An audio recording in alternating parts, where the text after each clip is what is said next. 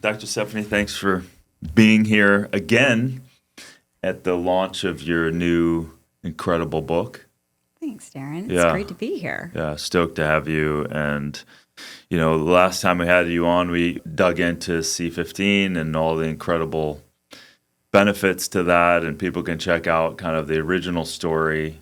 But in this episode, I want to dive in a little deeper as to a lot of the nuances around how powerful. I think for me, I'm incredibly inspired always by when you find compounds that are so helpful for the human body with no known side effects, right? As opposed to pharmaceutical interventions. And so your work just is really powerful, and I'm grateful for that. Oh, well, thank you. I do feel like we're on this precipice of a new revolution of nutrients. That C15, wonderful, we'll talk about it. I think it's really just the beginning, Darin, that we're just going to see more and more really remarkable nutrients having meaningful benefits to people. So exciting time. Exciting to be part of it. It's super exciting. So let's just kind of set the table a little bit about what exactly C15 is and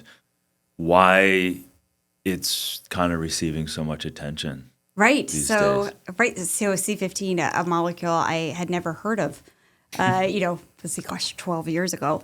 Right. But it is the first essential fatty acid to be discovered in over 90 years. So we'll break that down. But that is the excitement with regard to the fact that it's essential and that it means that every person needs C15 to sustain health. So it is a huge discovery. The first two, there are only 3 known essential fatty acids. The first 2 were discovered 1929 and 1931 by Dr. George and Mildred Burr, who first found that in omega-3 and omega-6 were essential fatty acids. So that's the 90 years in the making. Just a really excited time. It's an odd chain saturated fat present in dairy fat. And one of the big surprises, right, is that we've been taught for a long time all saturated fats are bad. And this is a good Goldilocks essential saturated fatty acid. And the first thing people say is, okay, well, how can I get it naturally occurring if it's in, because I certainly don't consume dairy. Right. And our dairy is different. Our food is different in general. Can we even receive it naturally in food anymore in the levels that are healthy, and the levels that you found were in the mammals and the dolphins that you found? Like, is it even possible, you think? I think I think it's possible, but there are, as you're mentioning, nuances, right? So we know, and we just know so much more about C15 and dietary sources and limitations and where we can lean in and where we need to lean back. And so specifically, by far, our primary dietary source of C15 is dairy fat. And that is because ruminants, right, the ones that make milk, so we have cows, goats, and sheep, are remarkably good at having these rumens that have bacteria in them that make C15. And so because they're able to do it, they're just powerhouses of C15 creators in the rumen. And that then makes it into the milk and becomes our primary source of it. There are influences of how well these bacteria can dictate how much C15 they can make. So for example, if you feed a cow grass, it has twice as much C15 in its fat than a cow that's fed corn. And so when we're drinking milk, we don't necessarily know what that cow ate. So it's becoming harder to know exactly how much C15 is in that dairy fat, compared to the old days. So, things that are harder to be under our control. Yeah, and that's the problem with the modern world too, is that, like, okay, on the surface, you say, okay, clean, unobstructed dairy fat. Maybe back in the day I would be consuming that, but I don't now. And the other things is you've got so many different other factors with, like, the majority is factory farm, the majority is feeding it weird stuff like corn. And then we have antibiotics, antibiotic resistance, You have GMOs. Hell, there's even reports of PFAS because of the water contamination. Right. So it's, and that's the thing, like the side of the world that says like our ancestors, but you can't compare. It's almost like, well, we're being, fragrances in our room and off-gassing of paints. Like in our modern world, there's just a different thing. Yeah. So we can't compare certain things in the same way. So like, let's say I just am going to consume a bunch of dairy. Number one, you're not sure if you're getting much of it anymore. Plus, you're getting all of these other potential negative side effects as a result, too. Yeah, that's right, Darin. And so, there are a couple examples. So we have a group, Thorning et al., who looked at milk fat. And they said, gosh, we have these remarkable ingredients within milk fat that when they're tested in isolation, they look great, right? C15, as we'll talk about, is an example of one of those. But when you put it back into the mix of the whole food matrix of dairy fat, that it actually gets worse. So that shining nutrient doesn't work as well. It gets diluted in the milk. So even if we just talked about fatty acids, forget all the other important things you just mentioned. Dairy fat has over 400 fatty acids in it. Only 1% of those fatty acids is C15. Over 40% of pro-inflammatory fats in them. And then when that C15 goes down even more, there's a problem. There's an interesting group, and then, so there was a study done by Bishop et al. Where he actually looked at C15 versus whole dairy fat. And he showed that when he gave mice that were models of type 2 diabetes pure C15, they had lower glucose, improved insulin sensitivity, and other decreased inflammation, other benefits. When he gave them dairy fat, they got worse. So he was able to show that there are these pro-inflammatory fats were drivers. If we look at Sardinia, this is the hopeful thing, that Sardinia, and the high longevity zone in Sardinia, is probably the closest we're going to get, Darin, to our ancestors. And they have switched a lot of their diet from meat to cheese. Their cheese is made from local goats and sheep that feed on high mountainous grass. That cheese has twice as much, which includes pecorino, by the way, has twice as much C15 in it. The Sardinians that live in that high longevity zone have 2 to 3 times higher levels of C15 than the average person globally. So it's possible, but that we've even found that if you feed a ruminant high altitude grass, it has more C15 than sea level grass. So there's all these refinements. A lot of factors. We'd all have to, a lot of factors. Not to mention that these sheep are not being exposed to all this other outside, that's right, chemicals and whatnot. And I've been there.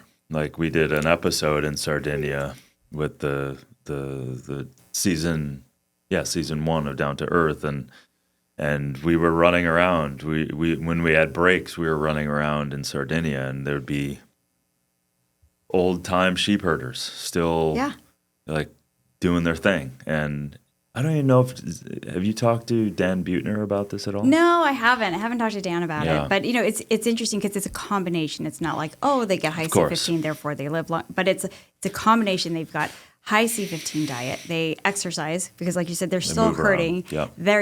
Their calories are 2,000 or below. So it's just a combination of the things that are right for us, and going back to how we're supposed to be. Yeah.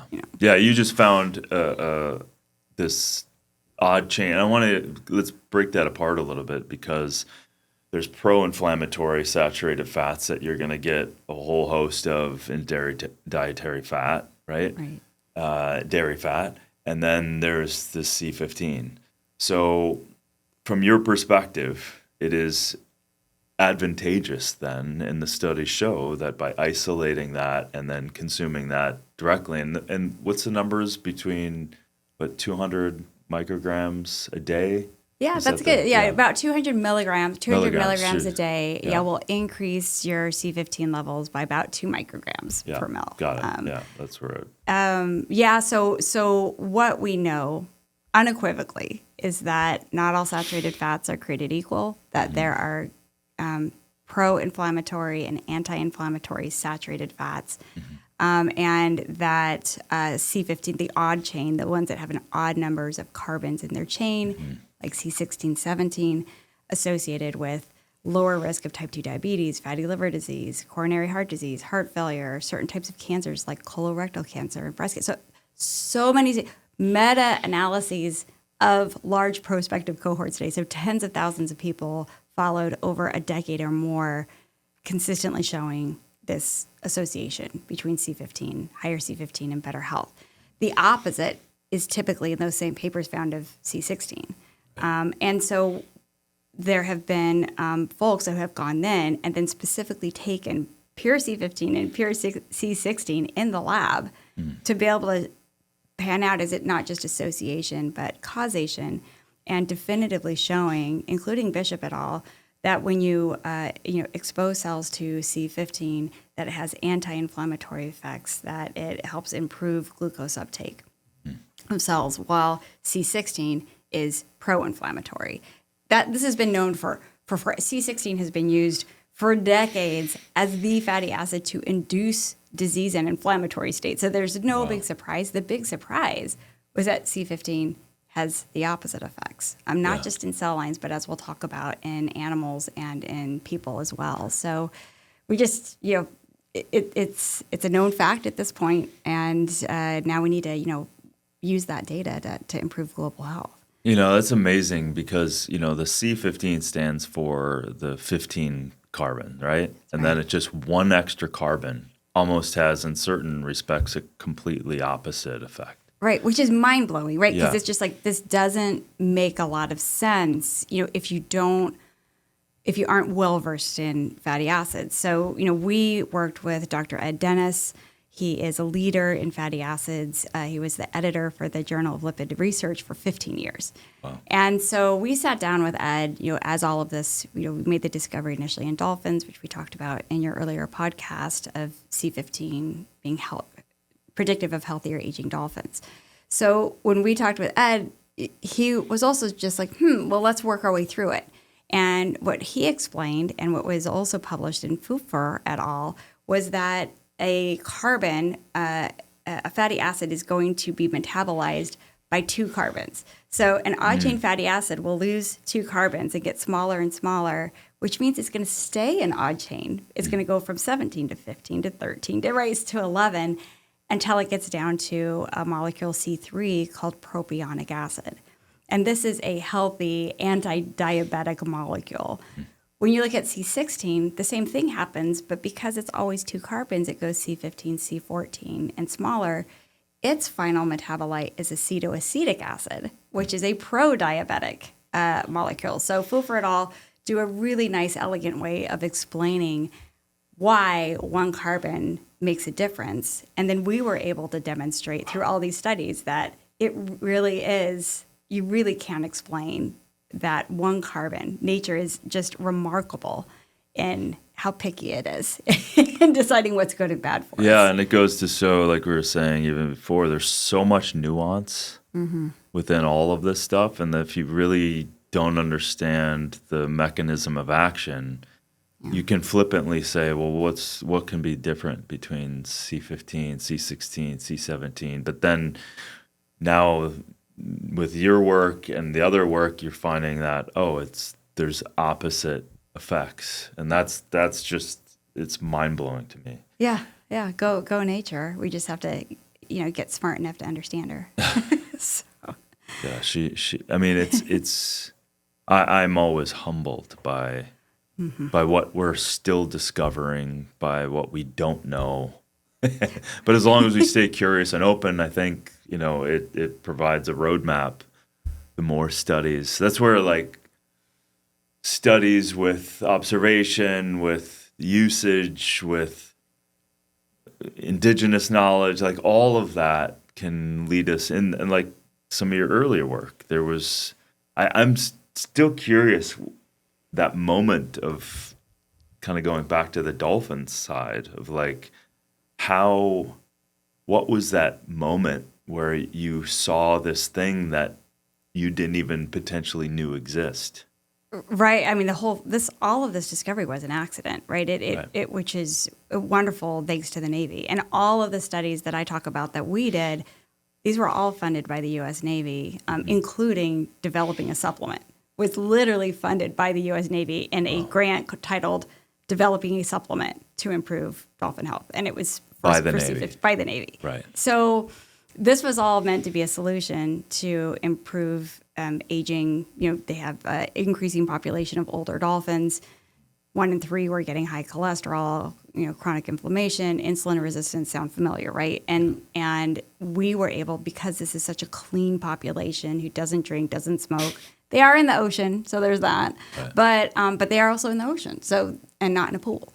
Right. So all they eat are fish. So we were able to use this advanced technology called metabolomics to look at thousands of small molecules present in the dolphins' archived serum throughout their whole lives, as well as in their all-fish diet, to find which dietary nutrient predicted the healthiest aging dolphins. We assumed it was going to be omega-3s because it's fish. Right. And that's where the big aha moment came, Darin, was C15 was the top nutrient predictor of healthy aging dolphins. And when we gave dolphins a higher C15 diet, because we found that not all the dolphins for a long time were fed eulicon, which is a super fatty fish, so fatty that if you dry it out, you can put a wick in it, and they call it a candlefish. So really high in C15. The eulicon fishery died out in the 1990s. So when the Navy transitioned to lower fat fish, the same time we started decreasing our intake of dairy fat and or having access to that high quality dairy fat, we had a parallel 50-year, 30-year study where both long-lived, large-brained dolphins and humans were undergoing this transition to a lower C15 almost at the diet. same time. Almost at the same time. And so that's where we started seeing fatty liver disease, insulin resistance showing up in 1 in 3 dolphins.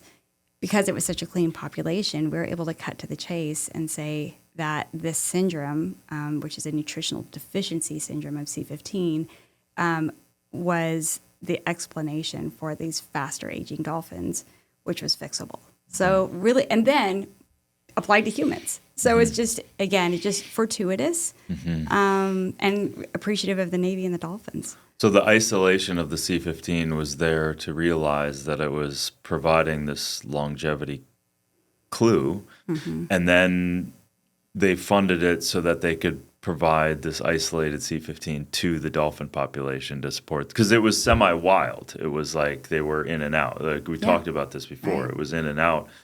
They would go and then come back, but now they were able to start. How long was that supplementation going on? The first study, they just looked for fish that had higher C15 in it and say, let's just start with that. Unfortunately, the waters are warmer and they can't find enough fish that have enough C15 in it to meet those daily needs. So now they're actually in the process now of using C15 supplementation to help meet the dolphins' needs, which is great for the Navy dolphins.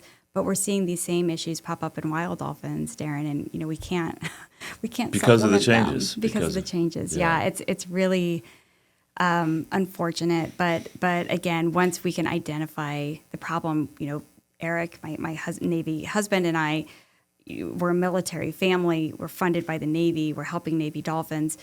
The whole ethos of the military is that you have prioritized a problem. You find a way to fix it, and then you fix it. And so this whole journey has been focused on improving Navy dolphins, but that supplement and this journey has ended up being entirely relevant to humans, and that's panned out. Over 100 peer-reviewed studies now by others on the relevance of C15 and benefits to humans. So what a gift. So there have been human clinical trials and large observational studies pointing to the health benefits of C15. What do these studies tell us so far about this metabolic and or liver health specifically, or any other Right. measures? Yeah, we're learning a lot. So if we start with the large-scale epidemiological studies, and so that's these, tens of thousands of people followed over decades, and they're piled on. So there are these meta-analyses that are now including like 10, 18 of these prospective cohort studies together to then do these meta-analyses. And what they're consistently showing is that people with higher C15 levels have a lower risk of developing specifically type 2 diabetes, coronary heart disease, heart failure, and fatty liver disease. Interesting studies coming out, meta-analyses coming out with colorectal cancer and breast cancer, in which one group looked at all the different fatty acids. The only fatty acid that was a predictor of a lower risk of colorectal cancer was C15. Wow. Which is, so more studies, and we'll talk about in vivo and cell-based studies, but the epidemiological part is that first step into understanding, here's a clue. It's association, not causation, but it's a hypothesis to pursue in the lab. So that's when moving into the clinical, fast forwarding to the clinical trials, there have been 4 clinical trials to date with C15, pure C15. The first 2 were done by Stallings and Mascarenhas. And what they did was just show that using large populations of people of different backgrounds, different ages, even different disease states of having or not having cystic fibrosis. And they gave them pure C15, and they showed that in all cases, C15 was 100% bioavailable. So, and that's where, you get to this understanding that for every 100 milligrams of C15, of pure C15 we eat, our levels go up by 1 microgram per mil. So then we get to the third study, which is a clinical trial done by Dr. Jeffrey Schwimmer. He's a leader in fatty liver disease in kids. So he opened the first fatty liver disease clinic for kids in the world. And so it's just scary, just that statement alone. Right. Isn't that scary? And so now, we went from the first cases of, and I mean the non-alcoholic time and kind. I won't go into the whole rebranding of NAFLD. It's now called MAZLD. But a non-alcoholic form of fatty liver disease. First few cases were identified by Mayo Clinic in 1980. Today, 1 in 3 people globally have fatty liver disease, this type, and 1 in 10 kids. So Jeff then did an initial study in which he showed, that he published, showing that kids that had higher C15 levels were inversely associated with the amount of fat they had in the liver. So the more C15, the less fat in the liver. So he's like, okay, that's interesting. So then he moved to a clinical trial. And he took graduates from his program. So they're 18 to 24-year-olds. They had a history of fatty liver disease, and they had evidence of that. So if you look at the baseline, their baseline blood levels, they had high ALT and AST at baseline, which it tells you that the liver's not happy. So he then gave these participants, it was a randomized placebo-controlled clinical trial, in which a group then received C15 supplementation at 200 milligrams a day for 12 weeks. And he showed that for the people who took C15 and got over that, what we're now identifying as that threshold for nutritional deficiency, right? So you have to get above 5 micrograms per mil. Of those who got above that they had lowered liver enzymes, so lowered ALT and AST. And in addition, they had increased hemoglobin, which we can get into. There's a core role of C15 in stabilizing our cells. This was supportive of multiple studies that increased hemoglobin was indicative of stronger red blood cells. So that was his conclusion and his team's conclusion in Robinson et al. In that paper published in the Journal of Clinical Nutrition. So encouraging. 2 out of 3 people in the study had what we define as nutritional deficiency. So they had C15 levels below that amount. Right? These are just normal. These are just students. Yeah, these are 18 to 24-year-olds. Yeah. I mean, it's so shocking, right? Yeah. So, and then the second study, there's a second clinical trial. Again, this was with women with fatty liver disease, adults in Singapore. And they were given 300 milligrams a day of C15. And what they showed, what the authors concluded, and this was an interesting study, Darin, because they had, it's a non-traditional study. So they had, group 1 was they were given a low-calorie diet. Group 2, low-calorie diet plus Mediterranean aligned. Right. And Group 3 is low-calorie plus Mediterranean plus C15 supplementation. Right. So, the lift asking of C15 to say, you're going to lose weight because you're going to be on a low-calorie diet. You're going to get the known benefits of Mediterranean diet. Can C15 do anything above and beyond that? And so what the authors concluded in their study was that above and beyond the benefits of the first two groups, that C15 also resulted in lower LDL cholesterol and an improved gut microbiome, specifically increased growth of Bifidobacterium adolescens, which is this great mama microbe responsible for lots of things. So if people are adhering to the study, then there was benefit. So there's obviously things that happen and people, it all gets washed away if people aren't adhering to exactly what they're doing. So in this case, as long as they were adhering to the study, all these benefits, in addition to the Mediterranean diet and having C15 increased. That's right. And both studies showed this. And Jeff's study in particular, that first study in particular, showed two groups. There was one they took C15 and their C15 stayed flat. And the other group, their C15 levels went up exactly as predicted by the earlier clinical trials by Stalling and Mascarenhas, that they took 200 milligrams, they went up by 2 micrograms. So exactly as the prior ones showed. The group that stayed flat, Darin, that's where Jeff leaned in a little bit on that group. And he found that most of that variation was based upon, like you said, how much C15 did they take? These were 18 to 24-year-olds during COVID. And so adherence was not it's not the greatest group for adherence. Right. And so the studies really support that group didn't take the dose that they're supposed to take to get. So if you don't look at those nuances, you could conclude wrongly. Yeah. But if they were adhering to it, it showed exactly what they predicted. And C15 was increased and biomarkers increased. And I mean, the fact that it's got this pleomorphic effect, right? It's not just cells, it's not just mitochondria. It's like now it's showing this mother bacteria in the gut and like that. And that to me, that's when these super compounds kind of show up. That's right. Yeah, essential. Like when we talk about essential fatty acid, nature puts those molecules to work. Right.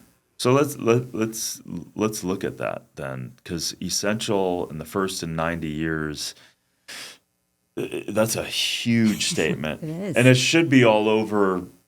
It may be about to be, but it should be all over every newsstand. Not that there's newsstands anymore, but it should be.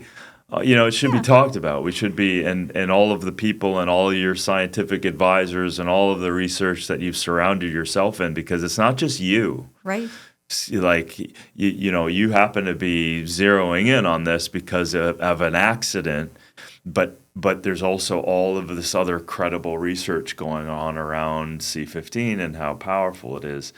So let's break apart what essential means and what are some of the criteria that it takes to make that statement. Yeah, that is a huge stake in the ground, right? And so essential fatty acid means that it's a nutrient, specifically a fatty acid, that our bodies need in order to just maintain our baseline health. We now know with C15, it's our baseline metabolic liver red blood cell health. So, and because our bodies can't make enough of that essential fatty acid, we have to get certain levels routinely from our diet or supplementation. So that's the definition of an essential fatty acid. The first two, as I had shared, were discovered was an omega-3, which is alpha-linolenic acid, and omega-6, which is linoleic acid, discovered in 1929, 1931 by Dr. George and Mildred Burr. Interestingly, at the time, and so you expect when you make a discovery like this, there's going to be a whole lot of like, what? Oh, come on now. Like, that seems pretty bold. Right. Interestingly, you go back in history and you look at George and Mildred Burr, and when they first published this work, so they had done a study in mice. They deprived mice of these essential fatty acids, saw there was a nutritional deficiency, gave those fatty acids back, they got better. So, and they're the offspring. So it's a gold standard study. And they published their paper and called these two essential fatty acids.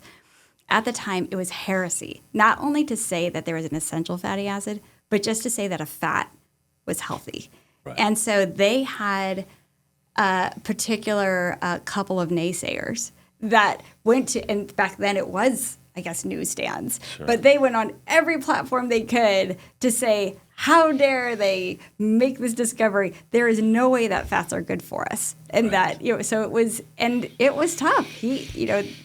But they fought through it and clearly it all panned out. So fast forward 90 years today, really what's important is that it's great that we published that paper. And again, it was with Ed Dennis, leader in lipid research, is a senior author on that paper, that excitedly then the next year, Dornan and all published a paper, and they flat out said, we said, is it essential? And they published a paper that flat out said, odd-chain saturated fatty acids, including C15, are essential.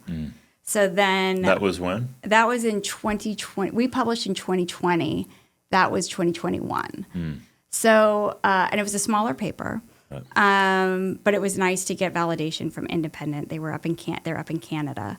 And then this last year, 2 really exciting studies have come out, being able to use... Just recently? Yeah, just recently, showing these gold standard studies. So one was by Chilselsky, I guess I say that right, et al. And this is a team in France. And they came out with 2 back-to-back papers, Darin. And so the first paper was...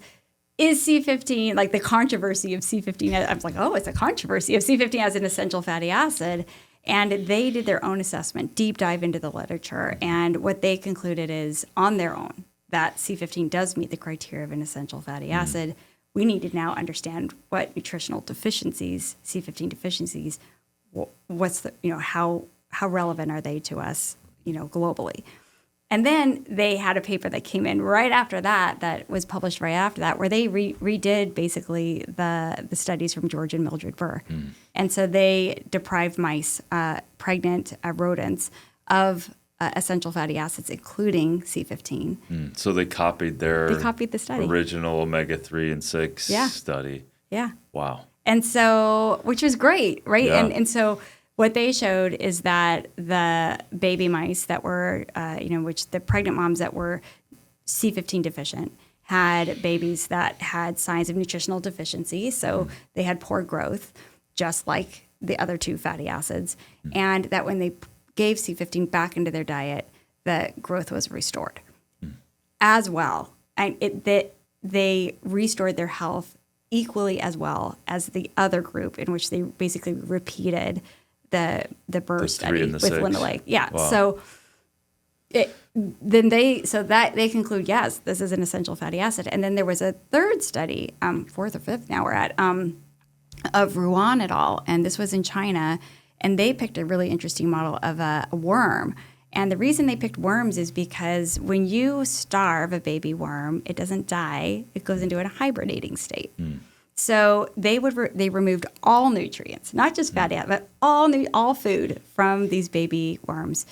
They went into a hibernating state, and they did this great experiment where then they started introducing individual fatty acids, nothing else, no other nutrients, individual fatty acids to those baby worms. And they showed only a very small handful allowed the baby worms to come out of hibernation and develop normally from a neurologic standpoint. 2 of those were the other essential fatty acids. Another one was C15.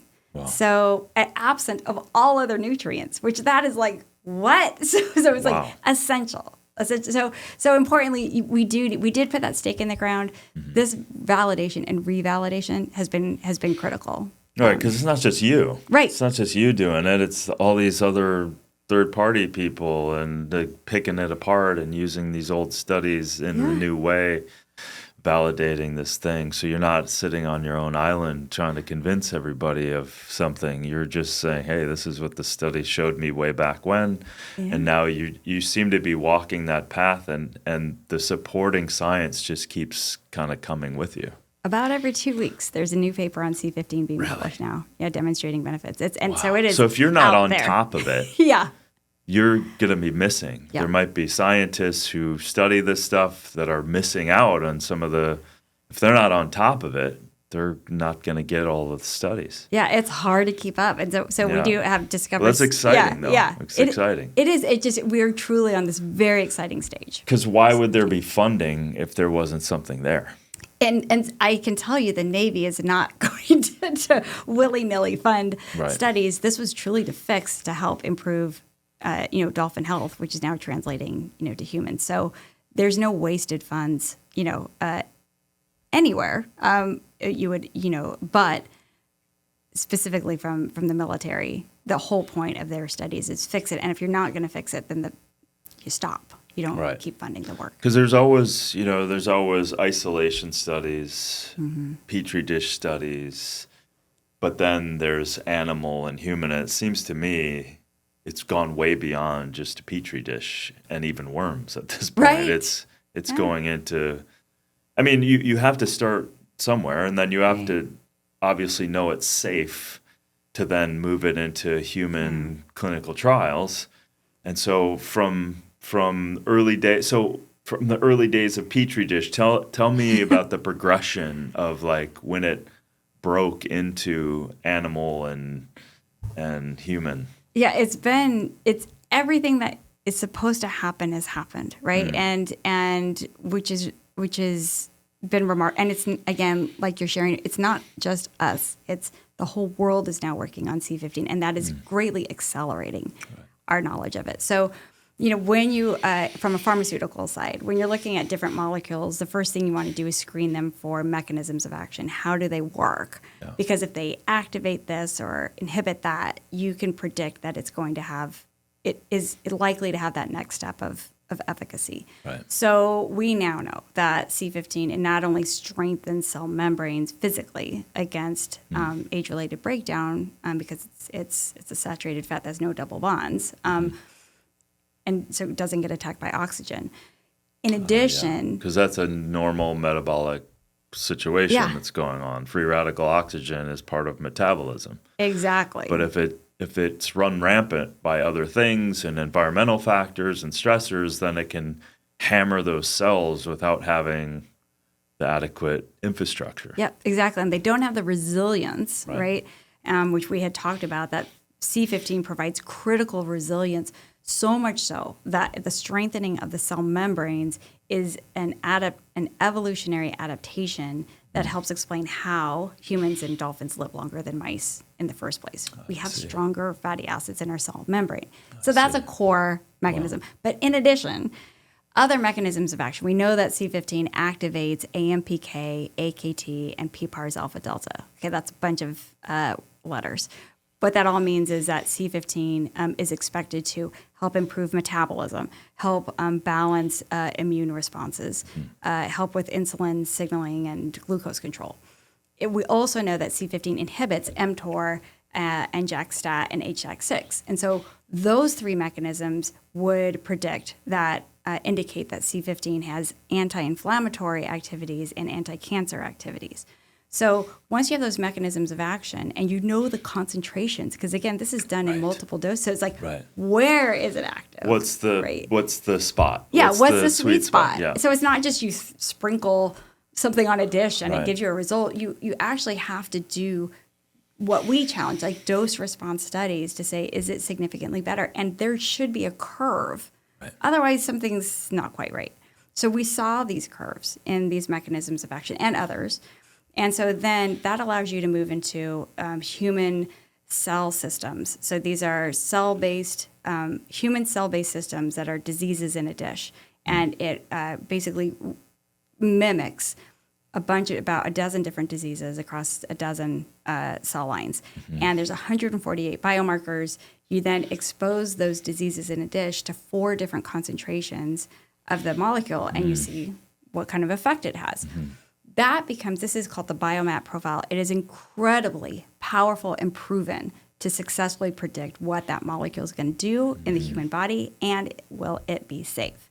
So we used that model, and that showed that C15, just as predicted with the mechanisms, lowered inflammation, lowered over 18 pro-inflammatory cytokines, including like TNF-alpha and IL-6. So, what we saw from its mechanism made sense from what we saw in the cells. We saw a lot of other 36 different cellular benefits in the cell line, all predicting it has metabolic, liver benefits, predicting that this is going to be a strong molecule that's also safe. So then you move into the animal Right, so studies. it creates a foundation. Yeah, exactly. It gives you a good foundation to understand these mechanisms, and then you can take it with good science. Yeah. Obviously, you take that information. It gives a starting point of obviously educational starting point Right. of the science to then take it to the next animal and human studies. Spot on. Yeah. So from there, then C15 has moved into numerous animal studies, like directly pure C15, and that's not just us. So C15 has now been assessed. Oral C15 taken over most studies are about 12 weeks, daily for 12 weeks, and this is in animal models of type 2 diabetes, fatty liver disease, and the advanced form of that called NASH or MASH. Of steatohepatitis, of anemia, of inflammation, of high cholesterol and triglycerides, of iron deposition, what's called iron overload in the liver, of liver fibrosis, of leaky gut syndrome and inflammatory bowel disease, of cancer. So multiple, because again, there's so much excitement around the foundation of what C15 should do. Moving it into the animal studies is where the world has focused a lot of attention. And in those studies, proven C15 supplementation in those models are proven to lower glucose, lower cholesterol and triglycerides, lower inflammation, IL-6 and TNF-alpha, the same that the cell-based system had predicted that it would lower. It did so in the animal systems. It stopped iron deposition in the liver. It lowered liver fibrosis. It alleviated and completely alleviated anemia. It fixed the gut, so the leaky gut syndrome was no longer leaky. Inflammation was down. Inflammatory bowel disease, was greatly attenuated. And even in the breast cancer in vivo study showing that C15 paired with gemcitabine, which is a common cancer drug, was better in lowering the size of the tumor than gemcitabine itself. So right, so it's as science is supposed to, all of these things fold. And then when you pair all of that, Darin, with all these large-scale epidemiological studies, as I had shared, it now moves those studies, those large-scale epidemiological studies in humans, from association to causation, because we can understand the mechanism, the cell-based, what dose we need, the efficacy, and the right systems. And so this is why, it's really part of just a very exciting moment. This is 10 years of science that have led to this moment where Simon & Schuster reached out. And they said, we've been following your science for a year. You have to write this book. And I was like, but not all the answers are there yet. There's more science is being done. They're like, oh, no, you are on the world is on the upswing, but where we're at is you can no longer explain C15 away. Right. And any person can take a single paper and they can tear it apart, especially if they decide to completely dismiss the conclusions of the authors that are prestigious and are in a high-end, a well-respected scientific peer-reviewed journal. Anybody can do that to a single paper. What you can't do is you cannot take this body of evidence and explain it away. Right. So it's a movement, and the Navy has helped us saying developing a supplement is part of the movement. But there's also, let's talk about changing agricultural practices. Let's talk about how to get C15 back into our babies' lives.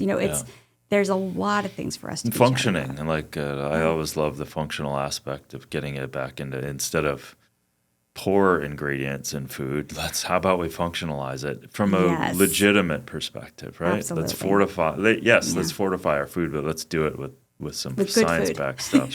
Good food and science-backed stuff. And then the other thing is, so I mean, there's a lot of science here, which I love. But this really comes down to, what is it not helping? I mean, when I hear fatty liver and the rise of that, and it's helping that, I hear gut issues. seems to me everywhere I look, someone has a gut issue. We've got high cholesterol, we've got heart disease, we've got cancer, and you're seeing the contribution that it's having to all of those and more. Like, what is there studies now focusing on each one of these now? Is it just continuously kind of adapting to what they're finding? Yeah, it's a little bit of both, right? Yeah. And so the first part is you have in science, we tend to work in silos. So you'll have the cancer people are working on cancer, and the in vitro fertilization people are working on how C15 is helping with embryonic divisions, and all the way down to the embryonic. So different groups working on different components. We've been able to have more of the macro scale approach to it, and the big point being, as an essential fatty acid, that it has these broad benefits, and that's where we published last year in Metabolites that looking at the 10 years of data, and then looking specifically going back to what the dolphins taught us. They had a very clean and specific phenotype of what we now know was a C15 deficiency syndrome. And so we named that cellular fragility syndrome because, like we talked about, if you don't have enough C15, your cells become more fragile. They become susceptible to lipid peroxidation. And what we now know is that C15 deficiency causes ferroptosis, which is an entirely new way that our cells are dying, that was discovered by Columbia University scientists back in 2012, the same year that we reported this phenotype specific to the liver. How is that? How does that die that way? Yeah, what does that mean? It's a huge deal. This is another. So it's different than apoptosis, like normal cell death. Like you got it. So we all, when we took our cell biology class, we had like apoptosis, necrosis, and autophagy. There are three ways our cells die. Right. They found a fourth, and I didn't know about this until, maybe about 4 years ago. It was discovered in 2012, again, coincidentally, the same year we were discovering this, really understanding this phenomenon in dolphins. And so ferroptosis was a Dixon et al. Paper. They describe that the cell dies literally because there are fragile fatty acids in the cell membrane that are susceptible to lipid peroxidation. That lipid peroxidation then mixes with this strange iron, free iron that's showing up in the cell. So when you combine lipid peroxidation with free iron, massive reactive oxygen species, it then takes out the mitochondria. So when you look at the cell under the microscope, it has a thickened cell membrane, but it's intact.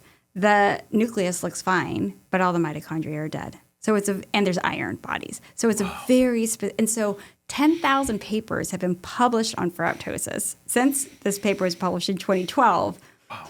We know that ferroptosis accelerates aging. We know that it increases the... This is going on. Right now. Yeah. The onset of type 2 diabetes, heart disease, fatty liver disease. But what no one could explain, Darin, is where did it come from? Like, what do you mean we have a whole new way that our cells are dying? And this is where, because of the dolphins, again, we're such a clean model, this is exactly what was happening in the dolphins. And we were able to fix it both in the dolphins and in the lab with a relevant model that you could fix this with C15. So C15 deficiency syndrome is what's driving at least a sizable part. So when you talk about how is it fixing so many things that are relevant today, our C15 levels have been declining over time. We've reached this critical threshold that a lot of us are sitting at. And so when your cells become fragile, that now induces ferroptosis and then all this, suite of issues that we're seeing. So there's, again, this isn't saying also that omega, it's like a exchange like for omega-3 or omega-6. We still need those things, but it's because I'm assuming the dolphins themselves had a lot of omega-3 and 6, right? Yeah. So you have people obviously now for 90 years we're like, take your omegas, but we're only thinking really of omega-3 because I don't take too much omega-6, and then there's it's confusing for people. But they're trying to do that. They understand that it's been around, but and then these dolphins are taking a whole bunch, but yet all of these mechanisms are happening. So when I'm hearing this, if someone has high amounts of omega-3 and 6 or whatever, or balanced amount, this can still be happening. So there's an element, this essential element that isn't there. and these things start to occur. So this is like screaming to this aspect of like, wow, we didn't know, but now we know. Right. And again, it's to the point, a big part of writing the book is to be able to get the body of evidence down on paper. And so to be like, here, we are in no way done. But there's so much now that this book needed to get written to have these conversations. We need to be having conversations about, dietary recommendations for children and how do we get, this fat back into people's lives. So it's meant to, again, we can't explain it away. We've got to be sitting around the table and having the exact conversation we're having. Yeah, it's I'm always humbled. I've been in remote areas of the world, and you're sitting there going, this. I'm seeing this compound or this adaptogen or this food or this immune modulator that no one knows about, and I can't believe no one knows about it. Like, right. And this is one of those kind of things. It's like something almost has been staring at us, but it's taken a long time, and we're going to discover more stuff. But this is just seems to be blaringly obvious. And I love the fact that there's more and more. Where do you think the funding is coming from the studies now? Yeah, it's like I think a lot of them are coming from academic research funding. So it really is a mix. There's studies they're coming up from everywhere. Multiple studies from Harvard and Stanford and like we talked about Columbia University on ferroptosis and globally. Like it's hard to find a country that hasn't published on C15. So It's truly, highly reputable study. And again, it's the body of evidence is when you have everything pointing in this direction, you just, there's a there. Well, that's the we talked about this before we were coming in here. It's like, people have an attention span online of 1.2 seconds, and anyone and everyone can talk about all they want, and anyone who's studied can have a PhD in something. And I don't mean flippantly with that, but if you're not, this is where I always get humbled. If you're not kind of immersed in doing the study, you can kind of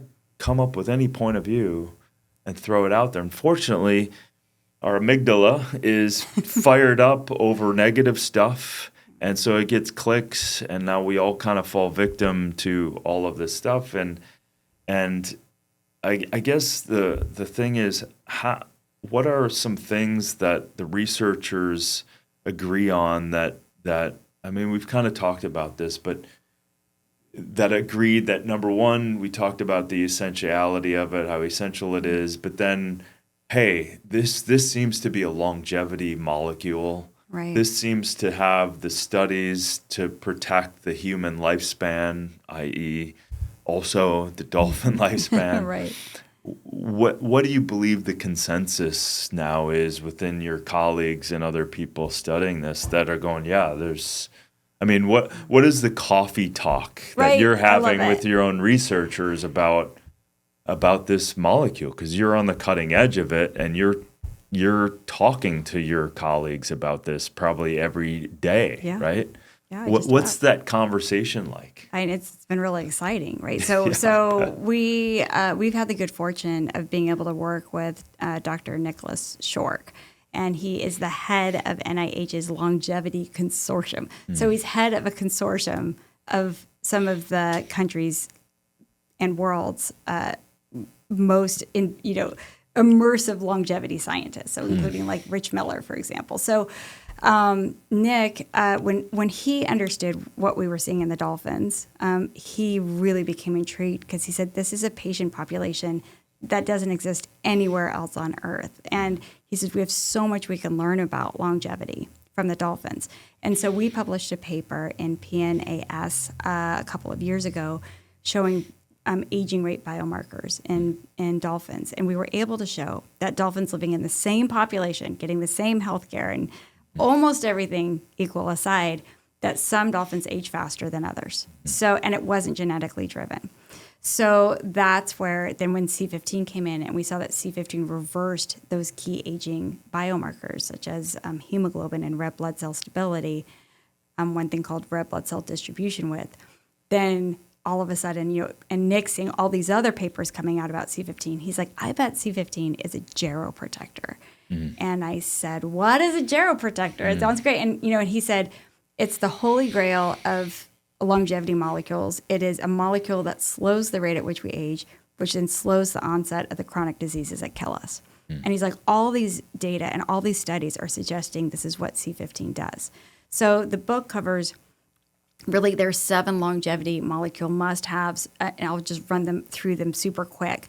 But that is the evidence behind, how the book earned the title. So he was actually giving you more of those supportive ideas and mechanisms to say how impactful this C15 is. Exactly. I'm like, Nick, expert in longevity, tell me why you think it is and why. What are the reasons why this is so compelling for you? Yeah. So, when we walk through, the molecule, longevity enhancing molecule, needs to be able to target the human longevity regulating pathway. We won't go into detail. This podcast is going to be 6 hours, but it targets. This is where we talked about this pathway. At the heart of it is activating AMPK, inhibiting mTOR. This is what metformin and rapamycin respectively do, which are 2 of the leading longevity enhancing molecules. So C15 hits at the heart of the longevity regulating pathway. So number 2, it needs to help reverse hallmarks of aging. We know that by inhibiting mTOR, it helps lower cellular senescence. We also know, as we talked about, it lowers inflammation. It repairs mitochondrial function. We didn't even cover that, but we have, we know that C15 has a mechanism of repairing broken mitochondria to get our energy cells back up and running. It improves cellular signaling. It helps with gut dysbiosis, which we talked about. And it even helps improve with regard to a study showing epigenetic aging, where people with higher C15 levels on their lipids have a younger biological age than their chronological age. So multiple hallmarks of aging. 3, that it needs to show evidence that it can slow the rate at which we age. So we talked about that with regard to the red blood cell strength and RDW, evidence that it slows aging rates. 4, there should be clinically relevant benefits within months. This is not a hope and pray situation of take it, you feel nothing, but don't worry, you'll live longer. We can't. Nick is not interested in that. He's like, there needs to be clinically relevant benefits. And we've just talked through all of that science. So clearly C15 is able to have clinically relevant benefits within 12 weeks, 3 months. Then there should be evidence that higher C15, that higher levels of this longevity molecule prevents the onset of diseases. So that's where all those epidemiological studies, higher C15, less likely to develop these chronic diseases that kill us. And the last 2 are kind of simple, but the hardest to achieve, which is it needs to be something that we could reasonably have access to our entire lives.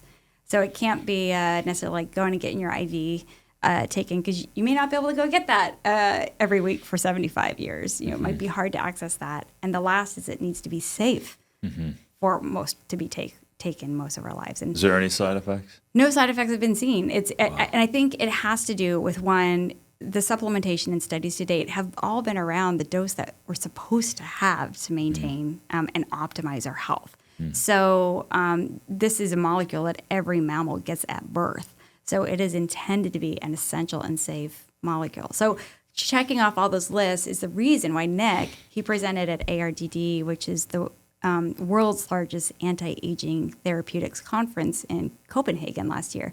And Nick presented, and he shared that there is no other longevity molecule, whether it's natural or not, that has as much supportive data, including cell-based studies, mechanism, everything that we've covered with regard to in vivo studies, pharmacologic studies, and epidemiologic and clinical trials. There's no molecule that has more support as being a longevity-enhancing molecule for humans than C15.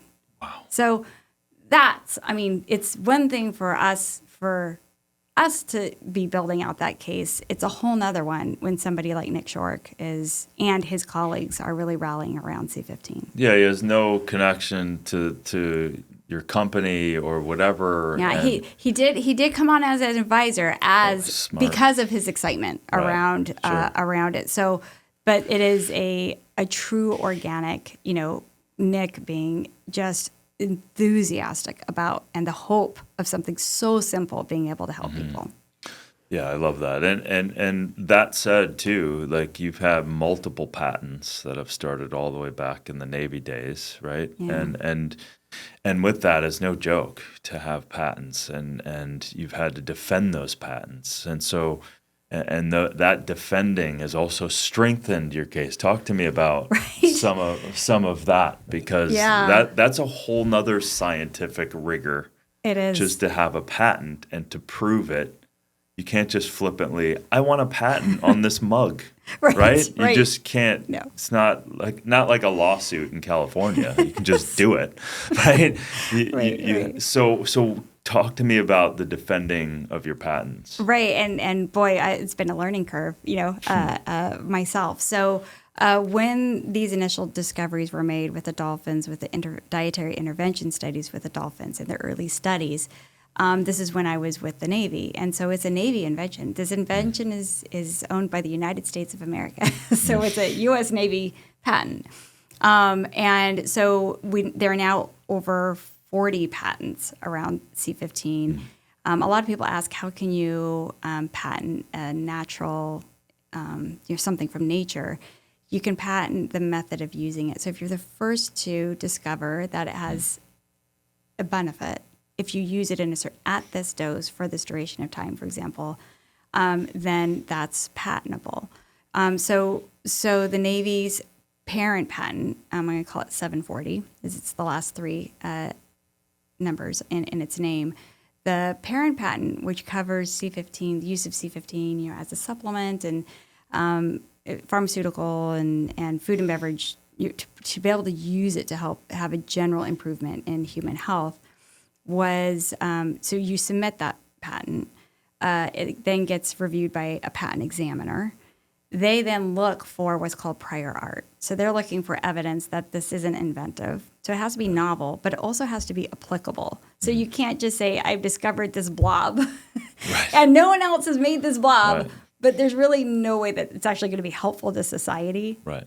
You can't patent it. So it has to meet specific criteria. Which is why most supplement companies don't have any patents. That's right.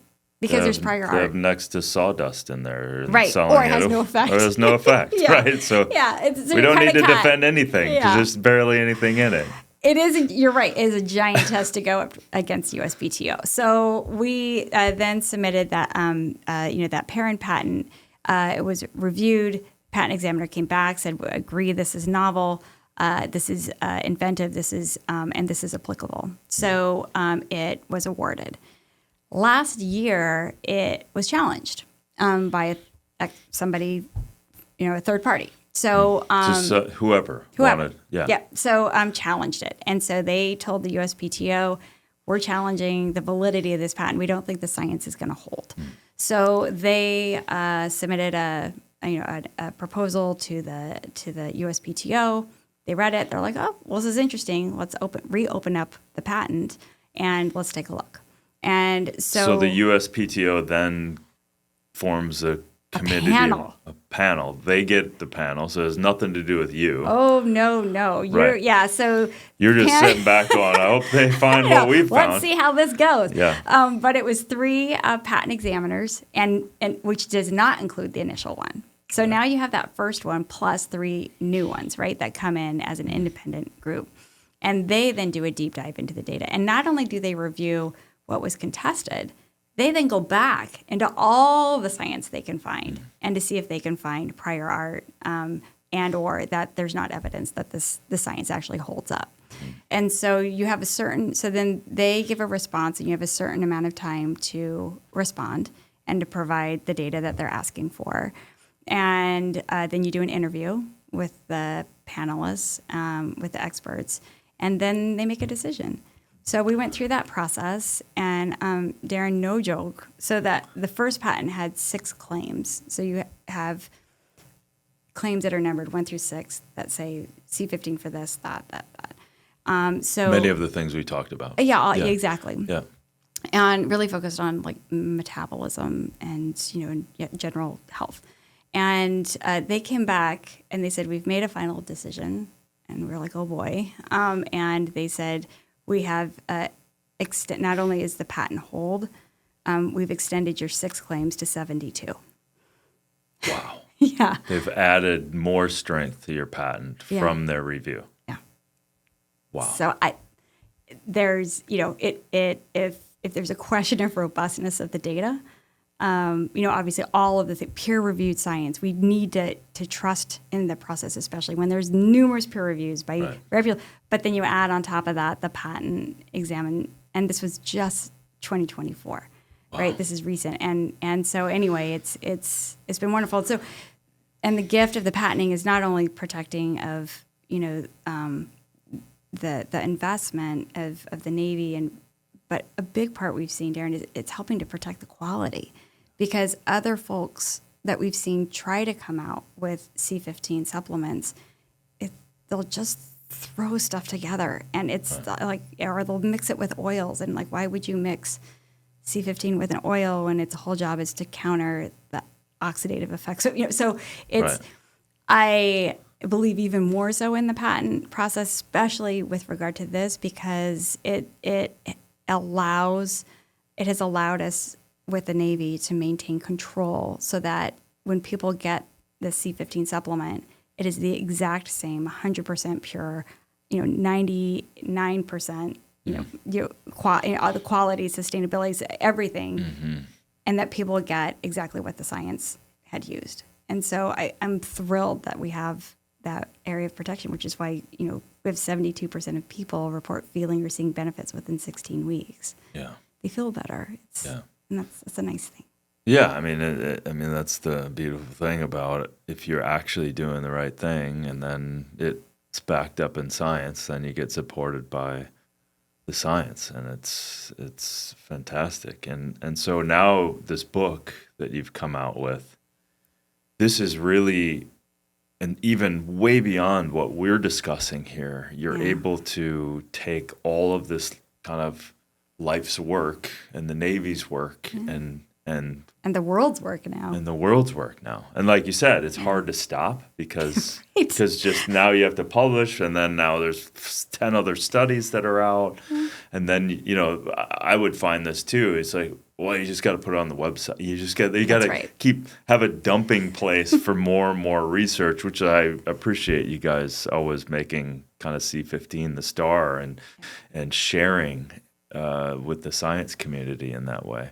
Yeah, we keep the up to date, to your point, because boy, it was hard when that had to go. This was the final copy, final print stuff, and then you're like, can I just get one more? Paper just came out. So, so all of the studies, we try to keep it as up to date as possible. Are at discoverc15.com, and that's where all the peer-reviewed studies are. Yeah. We'll do our best to keep it updated. Yeah, no, it's super exciting, and again, I love to be able to, we've been going back and forth a lot this week on just getting ready for this, and I now get a chance I wasn't able to read the full book yet, but I've learned a lot even preparing for this, and I can't imagine the levels of, this has got to feel so good because it's beyond you. Yes, right. Because all this other scientific community keeps fueling this thing, because I can't imagine you're going, is this, like when you're first finding this, you're like, is this real? Is this really doing that? Right. It's a saturated fat. Yeah. Right? So it was 10 years of science before we were ready to bring it to the world. And now it was, again, what's been so great is now the world is taking it on. Yeah. And the beginning of the book and the introduction include the Teddy Roosevelt quote of being in the arena. And, a lot of this it's really about, and where Teddy Roosevelt talks about, that it's not the critic who counts. And we need critics. We need people to be pushing and questioning the science. We need a healthy discourse. This is critical to the process. Yeah. But it's the critics who are not taking the energy to engage, to be able to learn, and because that's the part that we need, that it's not those critics who count, because they're always going to be there. It's about the person who is standing in the arena and fighting the fight and is willing to get bloodied and marred and bruised, as long as you know that what you're doing is right. And so we've always followed the science. We've always followed the data. The Navy has given us this gift and directive, and the dolphins have given this amazing insight. And it's a moral obligation that we've had to bring this to the world. And so you don't let the easy give of a critic who could casually say something. You just don't. Yeah. You don't spend this long to get this far with this level of data and, be worried about those. Yeah, because it's like, you do your best in the book. We do our best in the podcast. It certainly you can't cover anything on social media. Anyone can feel like they know something, and that's just the humbling nature to this whole thing. I think we need to be more humbling rather than thinking we know so much. I think we need to also learn more from the dolphins. I think they probably have a lot more to show and tell us if we just. I agree. Did I tell you about the Patrick Flanagan story? No. I think I did. Did you? Oh, you did. You did. Yes. He was developing the dolphin frequency communication That's stuff. right. This was, he's passed away, and he was, I think he was in his 70s when I met him. Yeah, and now there are all these papers coming out showing how us finally catching up and understanding dolphin communications. Yeah. That they have names, that they have incredible. We have so much to learn from the dolphins, and we're and what's great is that we're able to give back. That royalties that we get thanks to the patent and royalties that we get from the supplement go back to helping the Navy dolphins. That's today. They have an Alzheimer's research program, and assistance program for dolphins that have potential signs of aging-related neurodegenerative diseases. Just things that as we get older that we experience the same things, and they're coming up with support programs for them. Wow. And so this is helping to fund that. So that's a great thing. I don't want to touch on that because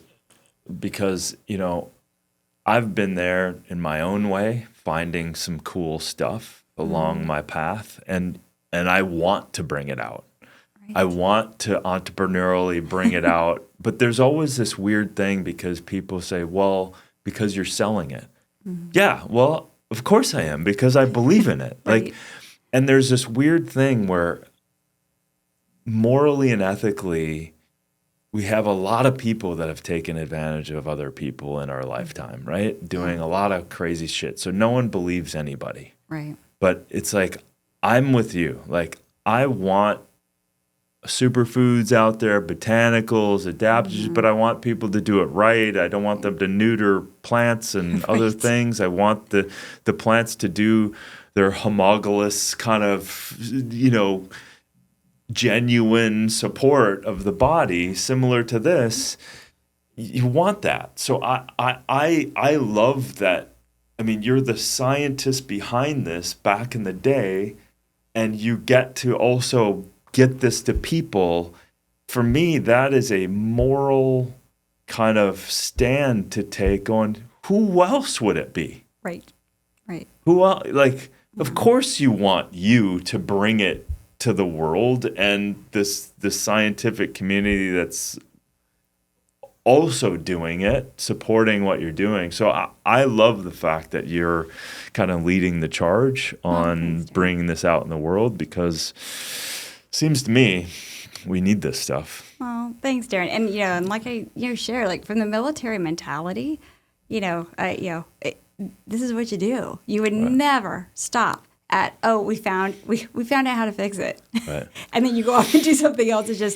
It's just not how Eric's deployed to 3 wars. You certainly wouldn't say we found a way to help out something out in the field, and then we're not going to put it to work. Yeah. So Well, then, people say, well, you have a company, and so you're biased, and they just flippantly say all this other stuff. it's easy, It's and it's been earned, right? There's Right. there's the supplement industry has earned skepticism. I Sure. totally get it. Yeah. What the disappointment comes from, take a hard look at the science, the career, the pattern, the body of evidence before, and especially if you're going to criticize peer-reviewed papers in reputable journals by reputable scientists, and then say it on YouTube where you have no peer review. No, there's you can just say whatever you want. It's just be careful. I get the skepticism, but let's engage. And it's been great to be able to chat here,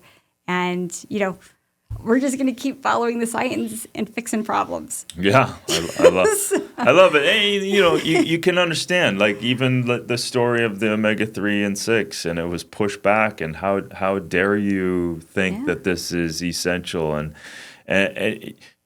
every time there's a bubble that's pushed and it's popped into another stratosphere, you're gonna get pushback. Yeah, it's a great. So like I'll often say, when you make a groundbreaking discovery, you're breaking the ground upon which others have firmly stood. And so, of course, there are going to be critics, and there should. Yeah. But you need to, the breakthroughs are breakthroughs for a reason. And when they stand the test of time, when you have other entities and scientists and groups coming in and looking at the problem, and you're looking at it in multiple different ways, and it all leads to the same answer. Yeah. At some point, you've got to be like, all right, well, maybe there's a there. Maybe I should lean in and help. Yeah. Last question, because I just remembered it, because I'm plant-based. I don't even eat any. And where's this? Because this is synthesized. This isn't coming from necessarily dairy anymore, right? This is synthesized. How is this created now? Right. So again, funded by the Navy to say, hey, come up with a way that we can just get pure C15, and that's the exact same molecule that's been used in all of these studies. So it's a free fatty acid form of C15, and while we're at it, let's make it vegan friendly, right? And plant-based. So C14 is readily abundant in plants like coconut and nutmeg. And so we get that plant-based C14, and then we add a carbon onto it. Oh, nice. It's really simple. So it ends up being, again, a pure, it doesn't smell, doesn't taste. It's tiny. It's in a tiny capsule. Right. Nature has done it easy peasy.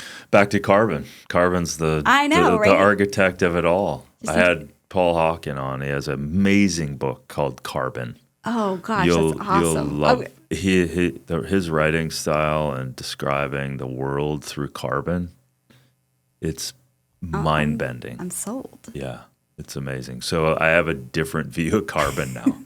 But like you said, you add a carbon here, you make something beneficial. You add another one, it turns it a different. Like, it's phenomenal what's going on. You can make no assumptions about fats anymore. Each and every fat is its own world. So we now know that and understand that. Amazing. Well, thanks for bringing your world to us in this way. I'm excited, and everyone will be excited about this new discovery and backed in ridiculous science.